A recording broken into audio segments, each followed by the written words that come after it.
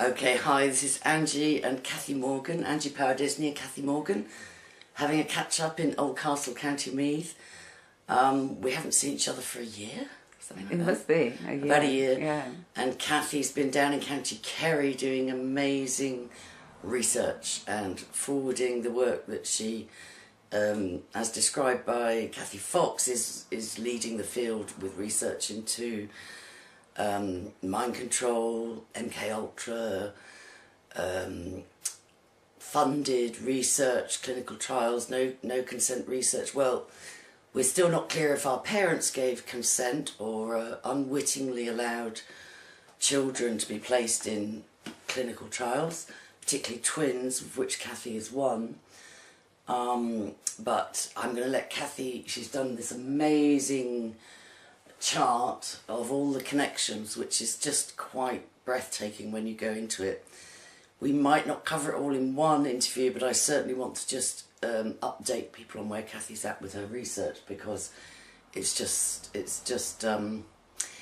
exciting and it's so validating to find the evidence. This is what so many survivors are trying to join the dots and realising things in their past are starting to make sense, but it's what's really exciting is to be able to say, yes, it was this programme, it was funded here, this was the committee, this was how it was connected, these are the areas it went on, and this is the kind of work that Cathy, in my opinion, is doing that nobody else has done, which is why I refer people to her website so often, because survivors can say this, and then it's just amazing to be able to say, and if you go to such and such a website, you'll find the evidence and the documentation there. So can you just say the name of your website again? Well, unfortunately, my website is going to run out in June, and I'm absolutely skin-tight. Okay. So I have got a blog, but I don't update it very often. Well, I'm sure we can raise funding to keep your website going. What's happened really? If your website's up till June. I've had a big break of being online and publishing. Because you were doing the work, yeah, you were doing the work. I was doing intense work, and also I had a year before that where I was literally homeless, trying to move to Ireland, and so it's been a while since I published online. It's been a long time. Right. But is your website up at the moment? Yes. There's a small part of it up at the moment and some blogs, but the main website went down when there was an automatic update when I wasn't online, and it went down completely. Okay. So the main one isn't up anymore. Okay. Could it be? You haven't lost work, have you?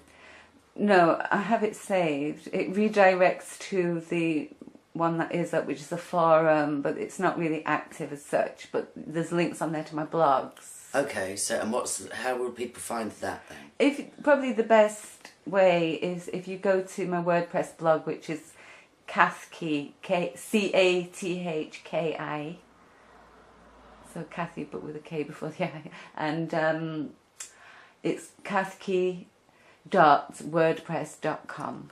Right, and I think that actually brings up a very good point, because this work is it should be, with £100,000 a year fellowship grants and so on. It's that cutting edge and that's important. But as everybody knows, working online, there's no income or a very hit and miss income. So although, it's not pleasant for so many people doing this kind of research and work globally to say, I need support to keep doing this. But it is a fact of the way the work is set up. There's no government or educational institute going to fund or give fellowships for this kind of research at the moment. So it's very much people, a lot of us survivors that are just doing this with a passion, with no income. So if you want, if you've got donate, any PayPal? There is a donate button on my website. That's actually. Great. Yeah. Yeah, and I'll do anything I can to help Cathy keep or get her website back up, and because this work is important, and there's I don't think anybody has documented as much evidence as Cathy has on the UK side of things with MK Ultra, and that's only an umbrella term. It doesn't really do it justice, but I'll let Cathy take over and she's had basis interviews with Miles Johnston, as have I. She's on Facebook, yeah, the Word blog at the moment sounds the most up-to-date place to find your work. Yeah. And I'll upload this and share it. Do please share. And if if this research helps you in any way, do please just donate whatever you can to keep this work going. It's really, really important. Thanks. Thank you, Angie. And here's your little...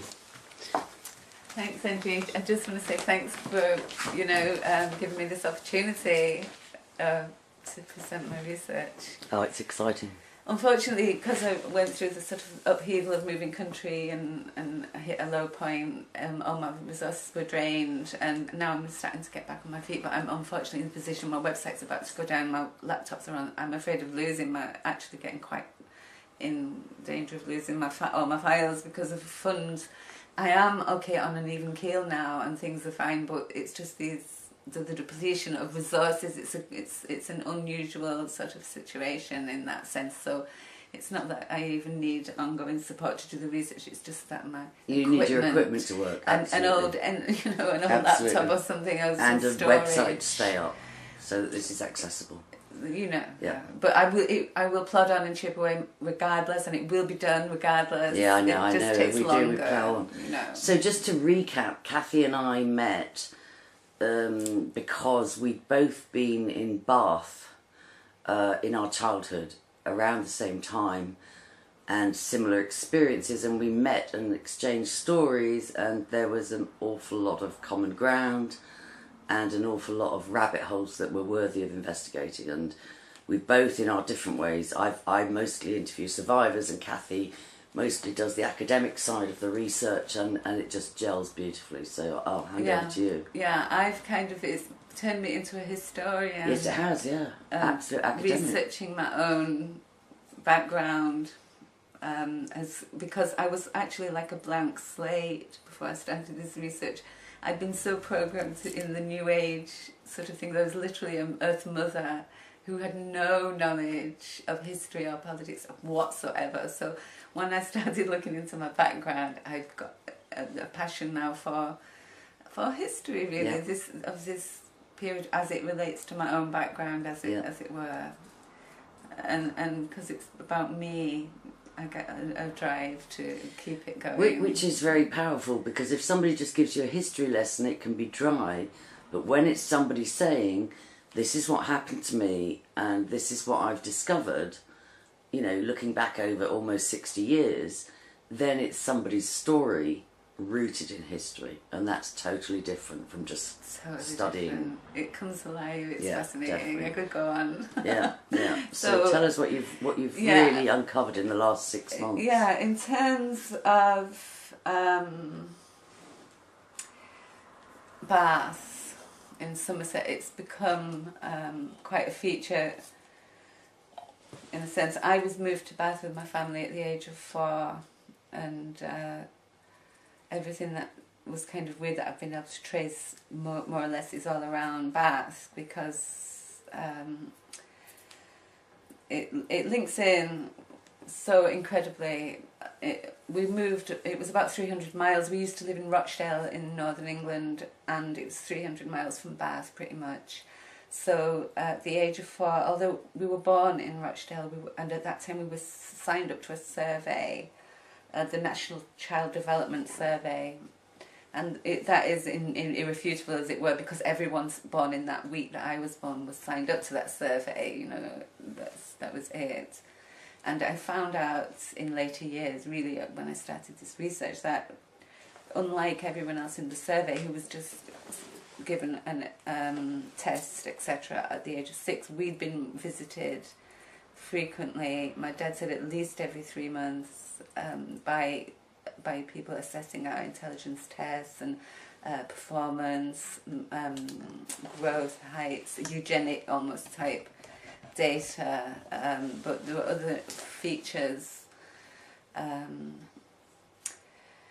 of these tests. I hadn't thought anything of these tests whatsoever until I started to do this, and it becomes a big part of it now, because moving to Bath, There's some strange organisations around, very close around where we moved. It's very bizarre. So there's actually, for starters, there's a deep underground base within 4 miles of my house, and and Angie actually lived at that base. It's a deep underground base. It's huge, and it was secret at the time we were there because it's only been declassified in 2003, I think it was. So also meeting. And we're talking Rudloe Manor. That's Rudloe Manor, Yeah. yeah. And meeting at St Martin's Hospital, which is again just under 4 miles away from Swanswick, was the Bath Institute of Medical Engineering, which I wouldn't have thought twice of until I saw who the people that were on the board. They started it while I was there in '68 and while Angie was there too. And the first minutes were published in '69, so they must have started for the year previous, you know. And on the board in '70, the following year, was my neighbour, Sir Edward Brown, who was the MP for Bath, and he lived at the bottom of my road. We used to go to parties at his house. He had a big manor at the bottom, just a few doors down, you know, on this cul-de-sac. So he was on that board. Now, the other people on the board were quite, you know, I mean, I really raised my eyebrows when I saw it. So I have, written it here. It's got Sir Robert Platt, who was president of the Eugenics Society. It has... Okay, I'll just say it from memory because I haven't put so many of them on here. We've got... there was Erasmus Darwin Barlow, who was... Not only his great-grandfather was Charles Darwin, but he was also a colleague of William Sargent at St Thomas's Hospital. There was a J.B. Wallace, who was a pioneer at the time in using electromagnetic radiation to kill fetuses as part of an abortion. He was American, and he was subjected to a big huge lawsuit in America that went through it all and into all the scientific details. He was an expert but fetuses do come in a lot because well, actually, we'll get to that in a moment. Let's try and just look at Bath Institute a bit more. Yeah. There was a military presence, the Department of Defence presence, and there was also a sort of almost a celebrity wing where we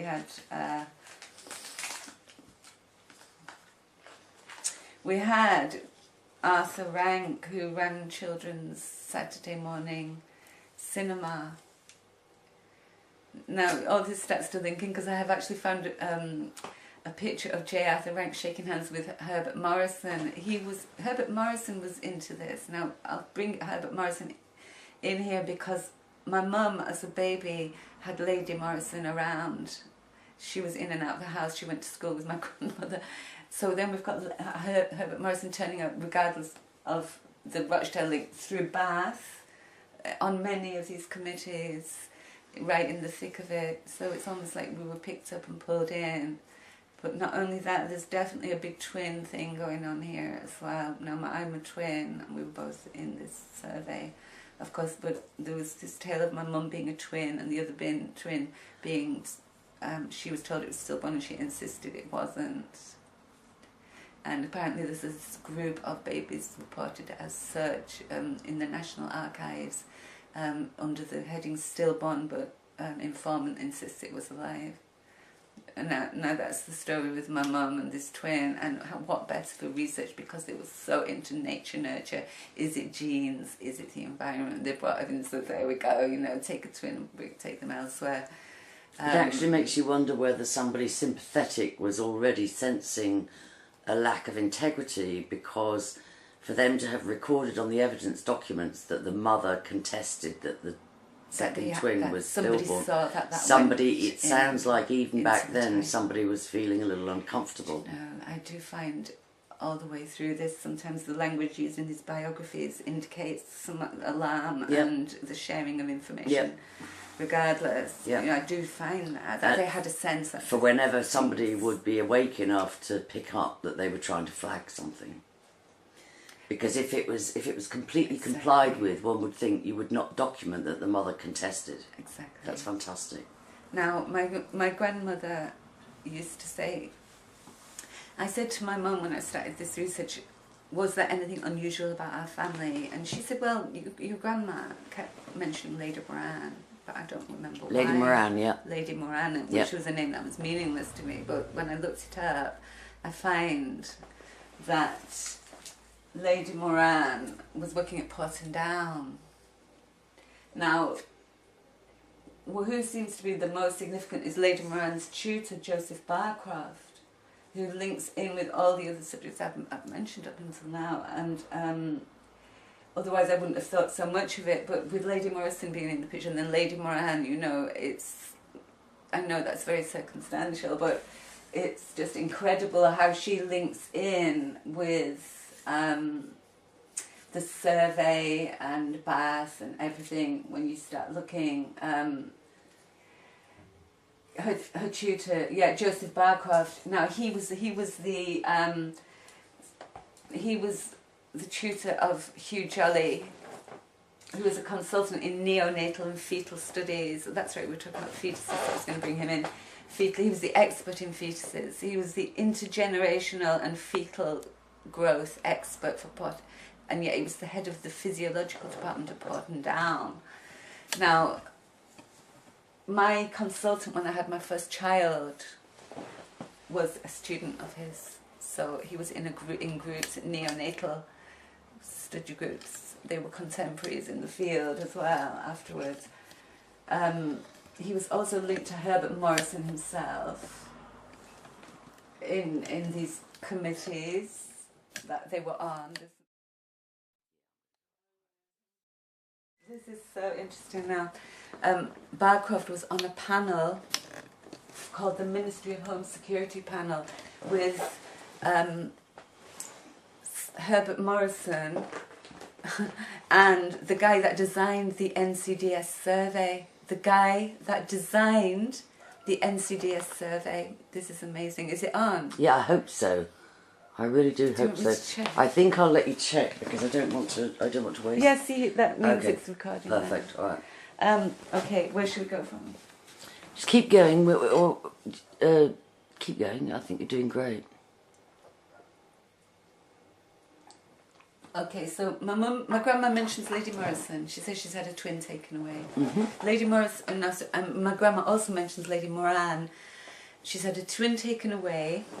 Lady Moran is a colleague at Porton Down, and she was a former student of Barcroft. Right. Barcroft is on a panel with the guy that designed the NCDS survey that I'm part of, with Herbert Morrison.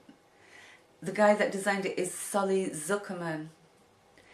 And he was an advisor in the bombing campaign in World War II. He's that sort of calibre of military standing, as many of the people in this are, and they often are doctors, but they often are zoologists too, as is the case of Zuckerman. Zuckerman worked closely with James Douglas, who actually implemented the NCDS survey, and his name is all over it, but it transpires that he designed it along with Zuckerman, and they both worked previously on chimpanzees, and they've done a huge, big, thick survey covering every aspect of chimpanzees for the RAF. Bizarrely, why the RAF would be administering this. But population studies are done for a variety of reasons, and there's military involvement. So the funding, it would just be probably a funding avenue, perhaps. It is strange that it was funneled through the Royal Air Force. It's linked to Zuckerman being in the bombing section of bombing populations, and also being into designing population studies. I mean, he was just huge up there discussing. And Rothschild donated Holton. Holton Estate belonged to the Rothschilds, and shortly after World War II, he donated, I think originally it was 10 acres for an RAF base. May even have been during World War II. Where was Holton? RAF Holton, oh gosh, I don't know. North of London, I think, but you can find that out. But it was a Rothschild estate. Originally he allowed them, it may have been 100 acres that he allowed them to have a temporary Royal Air Force base on, and then he ended up gifting the whole thing to them. And it's the main training base still to this day for the British Royal Air Force. Oh, right. That's where the trainees go, and that's where they graduate and everything. And it was originally a Rothschild estate. Oh, well, Rothschild brings me to the Bath Institute also. Right. As does Sully Zuckerman, because he was the director of the chairman, what do they call it? President it is. He was the president of it in 1985. So the guy that designed the NCDS survey. This is 3 miles from where we moved to in Sainsbury.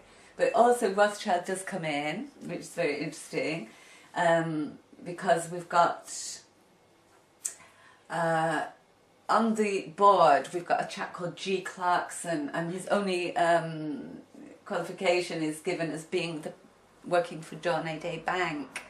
Now, John A. Day Bank was bought in 1971 by Rothschild. It was, hold on now, let me tell you exactly which Rothschild it was. Oh no, God, I'm not very used to this, am I? Where do we look at this? It must be up here somewhere. Clarkson. Oh God, this is a disaster. No, it's not. It's not. It's the first time using this, and I know. It's an absolute resource. The reason I was mentioning Rothschild was just because it was he also, you know, why did he donate land to the Royal Air Force, you know, as opposed to the Army or the Navy or the Admiralty or whatever. Exactly. So the Royal Air Force does seem to be a sort of a theme with this, you know, these trials and these research and this social engineering. I haven't put him on, that's because I'm in the middle of doing it. Let's just, if we've just put in G. Clarkson of John A. Day Bank. Right. Oh jeez, I'm sure I did put this now, I'm getting a deja vu. This is just a prototype, I'll tell you now. Okay. We'll put in here because he's from the Bath Institute. Now, as I say, Rothschild bought this, and then a friend of my partner's godfather was the director of John A. Day Bank too, which is really interesting. Because I'll just go into him a little bit. Yeah, do. Just go where it takes you. I think we were kind of like a breeding program, actually. Because he was, Niall McGuinness was, his godfather was Brian Inglis, who started a foundation with Arthur Koestler and a guy called Instone Bloomfield and Brian Inglis. So it's K for Koestler, I for Inglis, B for Bloomfield. They were that, you know, close. Now, Bloomfield was the director of John A. Day too, and Clarkson from John A. Day is on the panel. Now, there's other John A. Day connections which I've noted too, but what is really interesting to me is that Instone Bloomfield is described by Andrew Pohorich of MK Ultra as his close friend. So it's quite a close link to MK Ultra there for Niall, really. And other indicators, he was in San Francisco as a child just when MK Ultra was going on. All sorts of stuff there, which I'll go into again, but because we're looking at this here, what I can say also was that on the board of, a sponsor of the BIME, the Bath Institute, was put down as H.S. Rothschild, another Rothschild, and a branch of the family in the distant sort of ways around, but he was a film director in America. It was the same year that Arthur Rank was on the panel. There was a lot of sort of media type things going on in it as sponsors and panel members. So we've got this H.S. Rothschild. He was married to somebody who was attending Andre Pohorich's Council of Nine Channelings, Alison Ames. So you've got Alison Ames being on the Council of Nine panel along with, say, Gene Roddenberry from Star Trek, channeling the story. She's married to Rothschild, who's donating to the Bath Institute.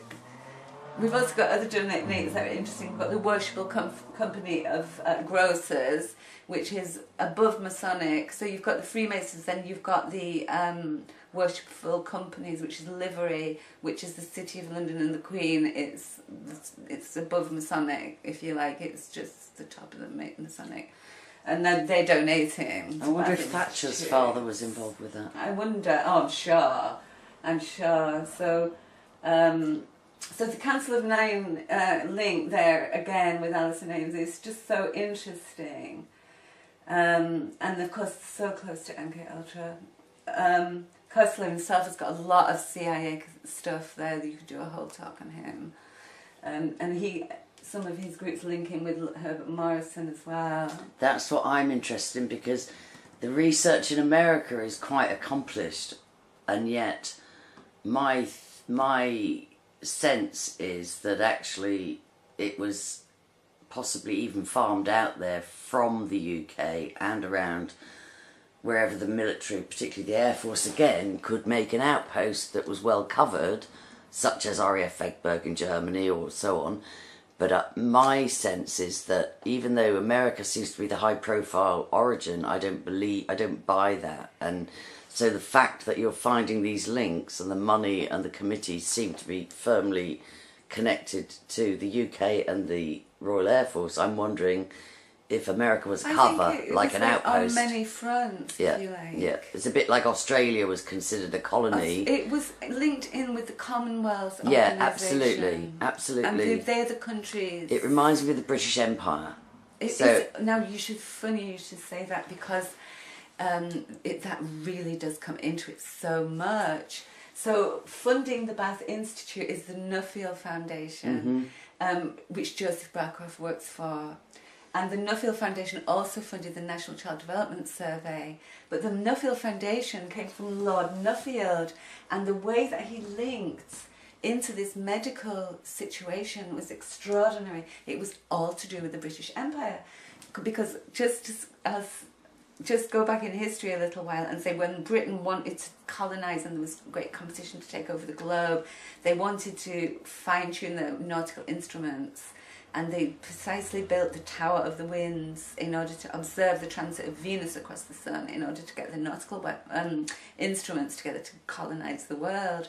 Now, in that very tower, that was built around 1760, and in that very tower in 1935, the negotiations began for Lord Nuffield to buy it for the housing of a unit which initially would have Joseph Barcroft slicing up thousands and thousands and thousands, hundreds of thousands of mothers, mammalian mothers giving birth to mammalian fetuses and babies, and he investigated everything from the plasma gas exchange between the cord, blood and the placenta. And when you say mammalian, was it predominantly human fetuses? No, I'm looking at paperwork here that documents the mammalian, the animal mammalians. Okay. Although he does say in the proposal for the unit at the Tower of the Winds, they say that they're most interested first and foremost in how the human works.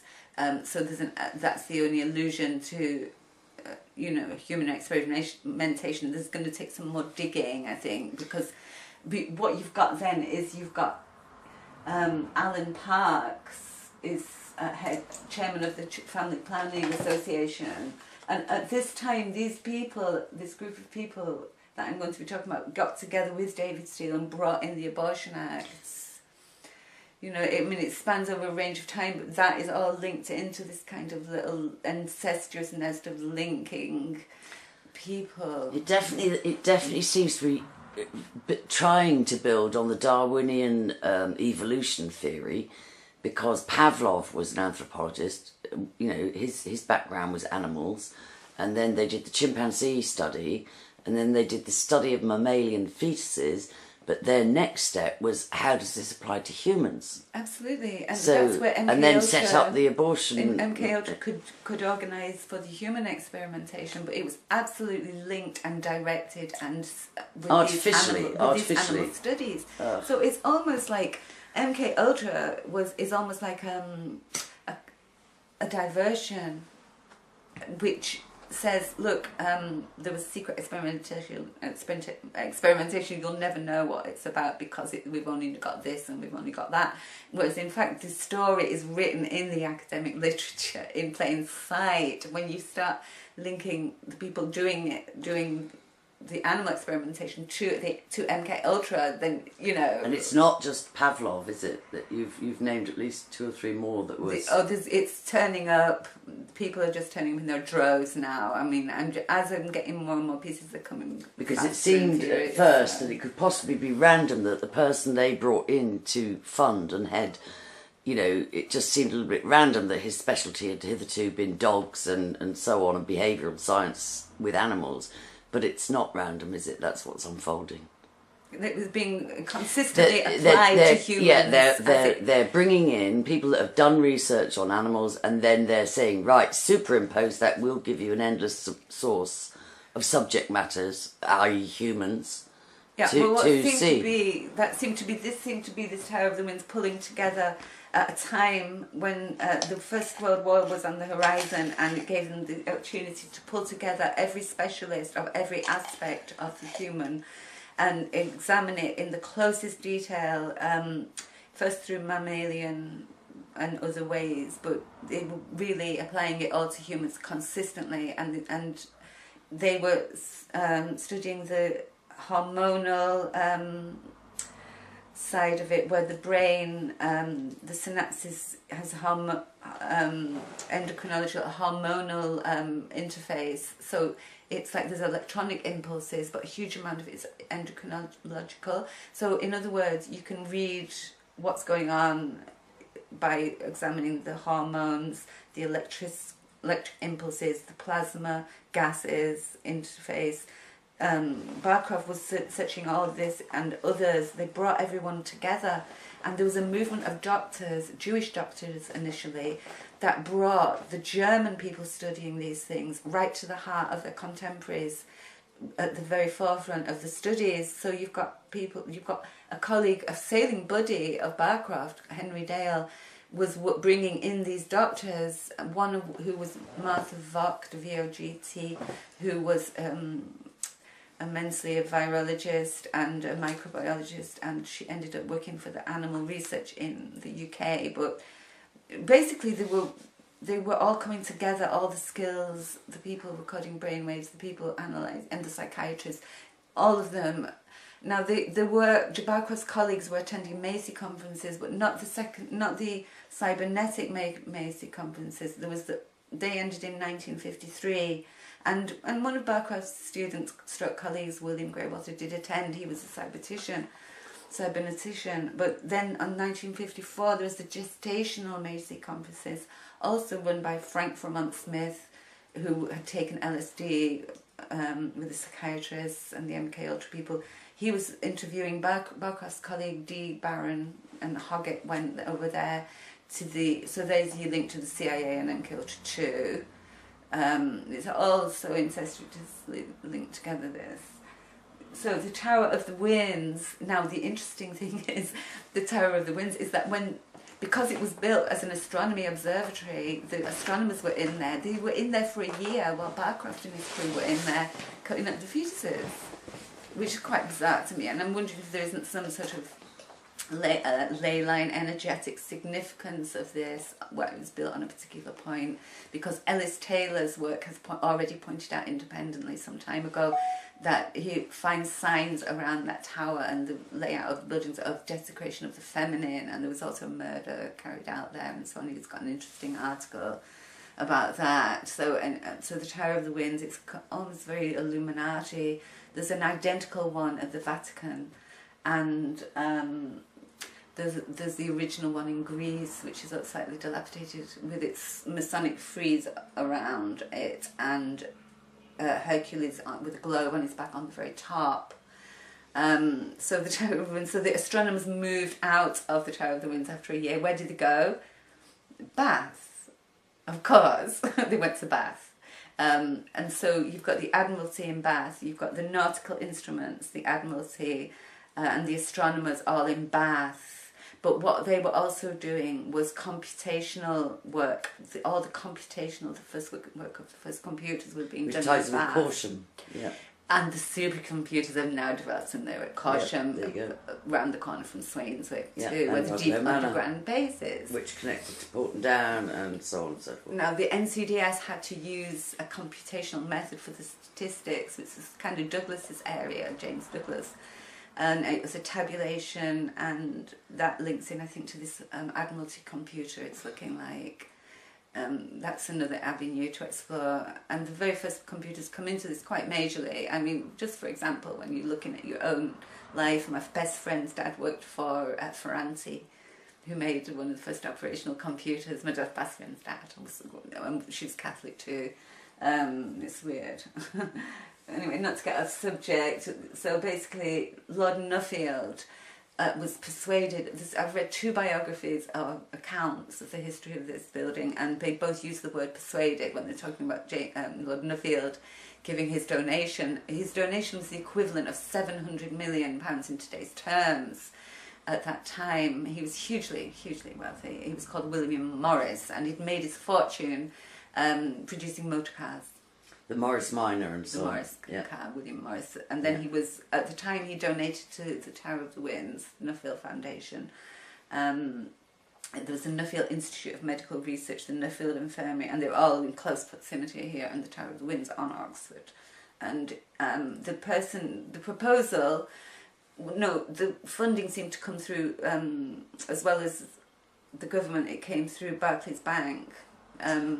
The chairman of Barclays Bank, called William Goodenough, said that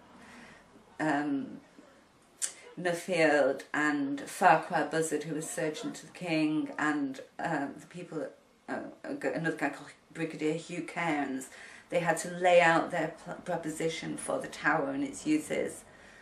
So what was the chairman of Barclays Bank asking for them to lay that out for them, so that this is what, the involvement of how this was set up.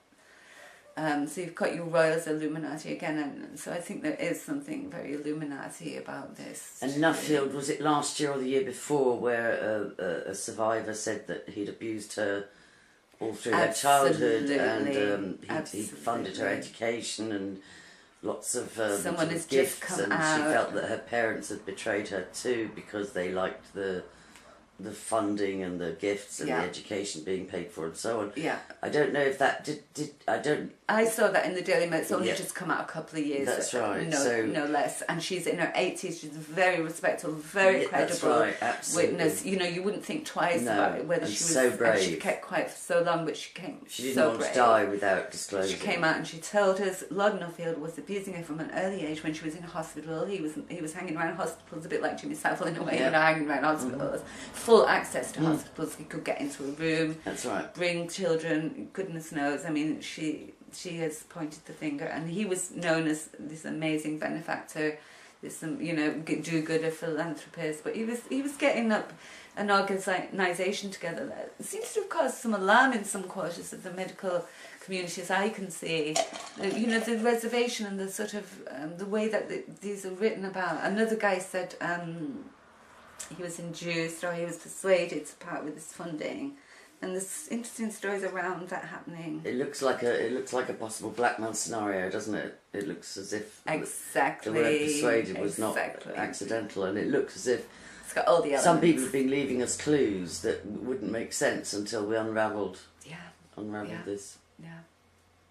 So it would be worth linking the report of that lady's disclosure, because it was phenomenal. Absolutely. I don't know if she got justice, but she wanted not to die before she'd actually said this. Yeah. She talked openly about her mother. I don't know about her father, but she talked openly about that she had tried to disclose and tried to extricate herself from the abuse, but that it was. She tried. She talked to her mother about it. The kind of consensus was not. It's amazing the similarities between Nuffield and Jimmy Savile, hospitals and reasons not to rock the boat and not to ask too many questions. And a lot of survivors have this, where they're not sure the level to which their parents complied or were complicit. It's very unsettling. Indeed. Yeah. So. Yeah. So. So this was Barclays. Yeah, William Goodenough. We've talked about that. There was also, yeah. I'm seeing an organisation here that seems to be really related to what's been going on, because the number of people that I'm talking about that are in it, there was only 23 to 25 members at any time, and at one time, along with guests, they included Solly Zuckerman and Julian Huxley. And then later we had Harold Wilson, but that's that's years in the future, a few years in the future. But we also had John Cockcroft, who's another person who pops up in this, because my twin sister married a chap, and he's related to John Cockcroft.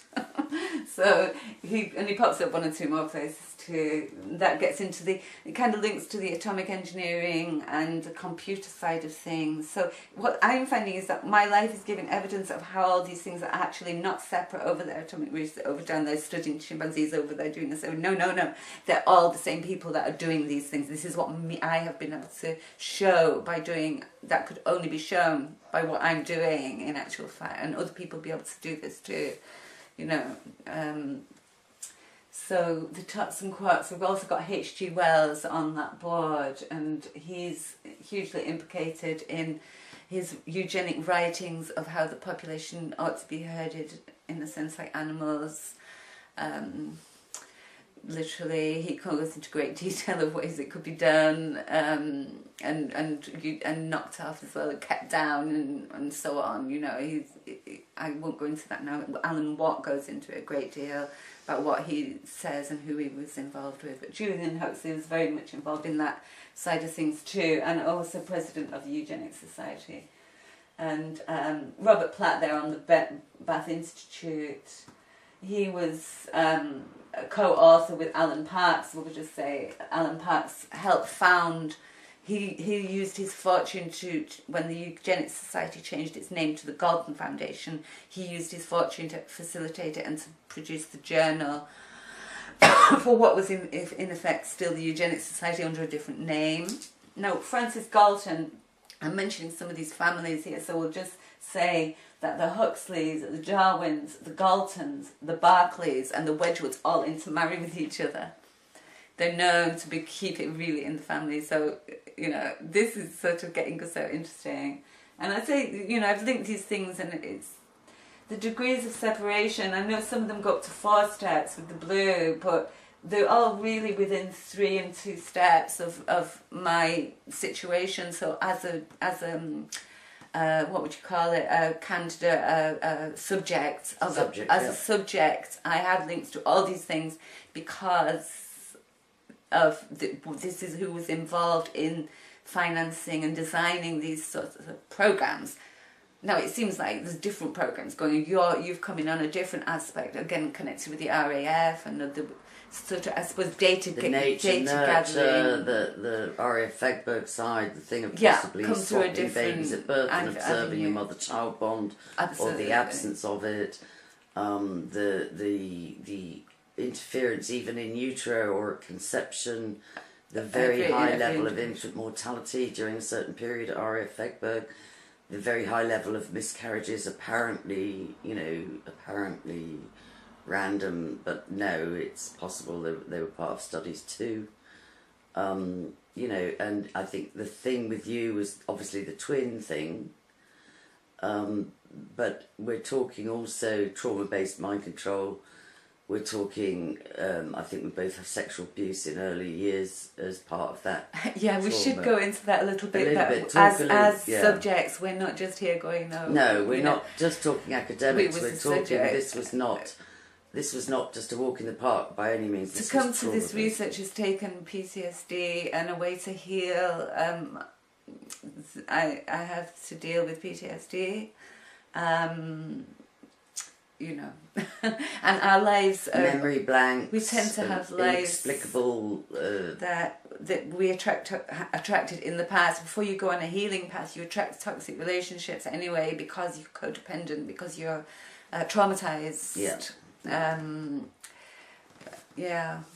without validation, it's only very late in our lives that we're actually healing to a great extent, because we realised that this was going on. And it was something done to us, not a defect in our personality. Yeah, because otherwise one is marginalised as highly strung or delusionary. Or eugenically at fault somehow. Yes, or the black sheep of the family, or, you know, a lot of people have addictions in trying to make sense of what's happened to their past. Oh, absolutely. Where there's addiction, there's trauma always. Yeah, and suicidal ideation seems to be very much something that was inbuilt, the same way as, you know, in the Bond movies, you'd carry a cyanide pill so that, you know, if you were in danger of being caught by the enemy, you know, you were programmed to take your cyanide pill and just self-destruct, you know, for king and country. Yeah, if you're not on an awareness, if you've not developed any awareness of the machinations behind what's going on, then you would go on a suicide bender, or at least and that just was embedded as a mind control control program where you weren't reliant anymore on spies agreeing to take the cyanide pill. This was something that was, you know, with psychic driving, with that Ewan Cameron.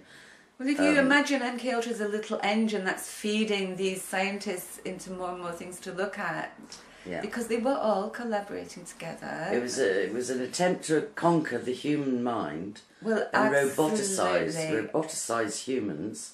Which was what I wanted to say about the Tower of the Winds, is that they initially built it to chart the course of Venus across the sun so they could better rule the globe, and then it was transferred into charting the course of a human into the world and across their lives so they could better literally colonize the human, if you like, totally take control of every aspect. And the fact that many of these people I've mentioned, as the war began, they moved into the taking over the food supply. But these were scientists and chemists that were taking over the food, and hormonal endocrinologists, people who studied the chemical composition of the brain in certain states and certain states of emotion, and then they isolated those chemicals and could even conceivably use them to control people in society. They were that calibre of research. The research was going into that type of chemical detail, and they were opening cats' brains. So well, after they'd done experiments with them, there was looking at LSD. Now this is the respectable side of LSD, where it was no longer called LSD anymore, and it was researching something called HP5, which is serotonin, which relates to LSD, and the drug thing was quite interesting. And that it's been, like, in the early days, in the Holocaust and afterwards, one of the main stays of trauma-based mind control was to start sexually abusing and physically and psychologically and emotionally torturing from a very young age to divert brain pathways and cause the hive, the honeycomb. A lot of work's been done on this, the honeycomb mind. The respectable visible scientists' work was hugely and give a lot of Kinsey tried ideas to authenticate that research, quote unquote, by having paedophiles document their practices and that's how twisted it was at that time. I mean, they were literally mapping out the brain and charting the EEG, and it had been made respectable to do things that were unthinkable. And Kinsey is known now, he was known to have ushered in a sense, the permissive society and the rampant promiscuity that's that's tried to be fostered. And really the break between the natural man, natural human, natural woman, and the manipulated, controlled one. So the Tower of the Winds was... So I was just going to complete that circle, I was just going to say that initially it was done through absolute brutality, and it still is. It's just that they've refined it where they can do it more now with chemicals and with electromagnetic means, which one would have thought then paedophilia, in quote unquote research would have receded, but it's such a perversion and such a depravity that even though it's not necessary anymore in this, if it never was necessary, but even though they've refined the methods of mind control, and yet it's still rampant, it still seems to be part of, you know, paedophilia and child sacrifice and blood drinking and all that horrible stuff still, it was still absolutely is widely encouraged. practiced. You know, I mean, it's all over the media. If you look at that era, the 60s and the 70s, it's actually, you know, okay to sort of talk about sexualization of schoolgirls, and it was funny, and the comedy brought it in very much. I found the comedy was bringing in that agenda where young was okay and young was good and young was desirable. And I often wondered, actually, I'm pretty convinced that my dad's sexual abuse of just me, the one twin, was linked to this kind of study scenario, this academic. He was recruited and told this is all research and this is valid and you're doing a service and you know, do this to the one twin but not the other twin. Because James Douglas was studying the effects of trauma, different kinds of trauma, and how it had outcomes in later life. And I believe that is just one avenue they wanted to study, because it's the only context that makes sense for me. Because his personality was so completely not like that in every way, and noticeably so. And it was just and it didn't happen until we moved to Bath. As well, there was all sorts of reasons that make me suspicious that this was part of it. Stuff going on in Bath with my dad, what was happening, who he was hobnobbing with, like the person who became director of his company the year after we left was Sir Peter Parker, and he was very close with Prince Philip.